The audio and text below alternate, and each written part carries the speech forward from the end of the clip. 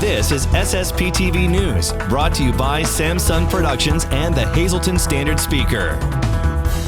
Marion Catholic High School's new head of school is ready to keep momentum rolling in Tamaqua and face the challenges of education during a pandemic. Hello everyone, and thank you for your time today. I'm Ken Carr with your local information. President Joe Biden says his administration will make every adult in the United States eligible for COVID-19 vaccination no later than May 1st. The president also discussed the American Rescue Plan in a recent speech. United States Congressman Matt Cartwright says the plan will make $270 million available for school districts in the 8th Congressional District in Pennsylvania, including the Hazleton Area School District. That money will help get students back into classrooms. One school in our area that's been having in-person classes is Marion Catholic High School in Tamaqua, and they just announced their new head of school. Our Lisa Sugart spoke with him recently about his new role and the challenges facing educators during the pandemic.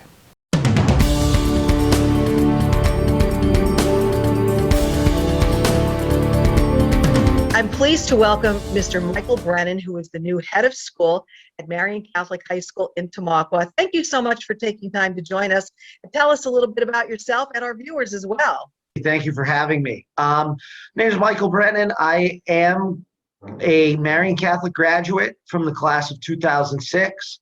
Attended several different institutions for my education, Wilkes University being one of them, where I majored in elementary and special ed.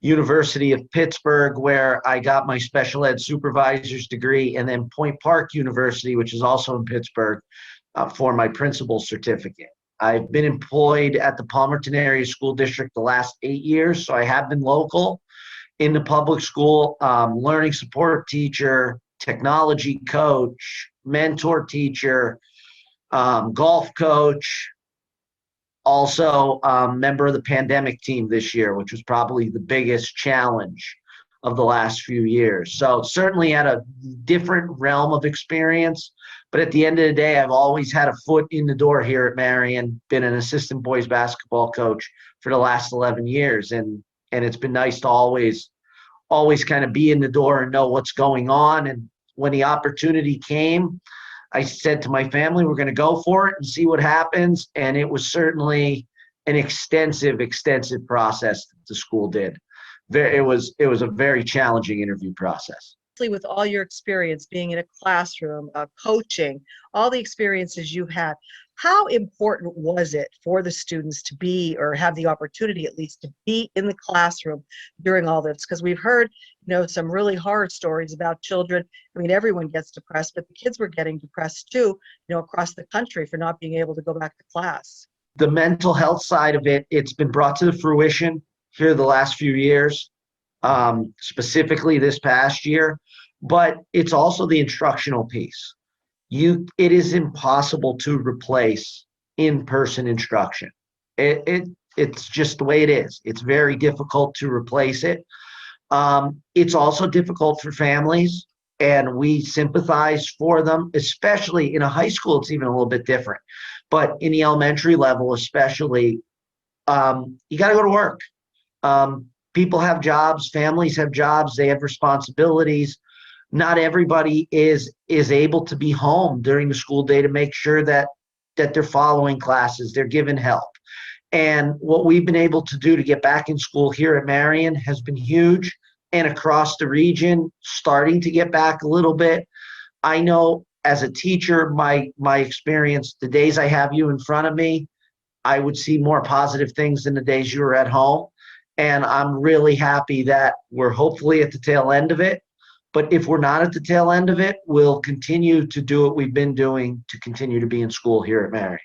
You take over July 1st officially for Marion. What is your message to the students, the faculty, the parents going forward, hopefully in what will be a more normal year? We hope and pray. Absolutely. We definitely hope and pray that it is. Well, I had the opportunity. I did our Facebook message a little while ago at about 12:30 as our formal announcement. Father Hoffman, I did that. And I met with the students this morning at the end of Mass. And my two big things are, number one, keep the momentum of Marion Catholic moving. This year has been fantastic for us. as far as enrollment, advancement, everything on that end, and just the excitement of the school through the new branded marketing program that we've put in place. We've been a lot more prevalent on social media. That will definitely continue and be expanded. We want to get our message out there. We want to get our message that this is a fantastic high school. I used to say all the time that I coach, as Coach DeCoste once said, I coach and teach at the best high school in the state of Pennsylvania.